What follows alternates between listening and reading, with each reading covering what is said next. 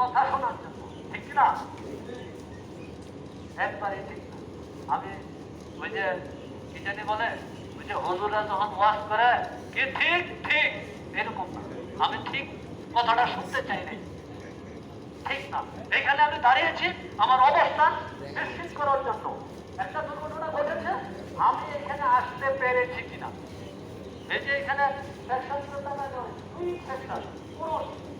জন লোক আছে, সেই 100 জন লোক নেমেছে কিনা। যদি 98 জন থাকে তাহলে আমি নিশ্চিত হয়ে যাব সুইং সেকশনে 2 জন লোক আটকা আছে। কে আছে? রহিম এবং করিম আটকা আছে, তাই না? শত শত হাজার হাজার লোক আটকা পড়ে আছে। এই কথা থেকে বাইরে হয়ে সঠিক ব্যক্তিকে উদ্ধারের কাজ আমাদেরকে করতে হবে। সঠিক তথ্য তাহলে উদ্ধারকারী মনোবল বৃদ্ধি পায়। আপনি আমাকে বললেন 2 জন লোক আটকা আছে, আমি উদ্ধার করতে গেলাম, 2 জন পায়ে গেলাম, আমাকে একটা বিজয়ী মনে হবে। আর যদি গেলাম, যাওয়ার পর তাকে পেলাম না, তাহলে আমাকে ব্যর্থ মনে হবে। পরবর্তী টাইমে সত্যি একটা লোক আটকা পড়ে আছে, উদ্ধারকারী বলবে না ওইটা ওই রকমই, তার সাথে সত্যিকার সত্যিকার ব্যক্তিটা আপনি থাকতে পারেন। আমি যে কথাগুলি বলেছি, কথা বললে অনেক সময় পার হয়ে যাবে, আমি আর কথা বাড়াতে চাচ্ছি না।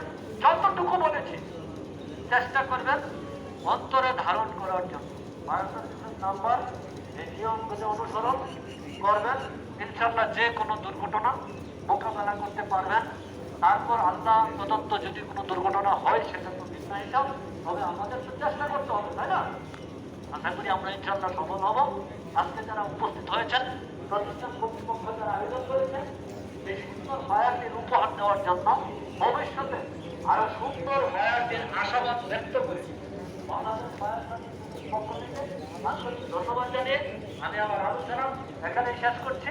সবাই ভালো থাকবেন। আসসালামু আলাইকুম।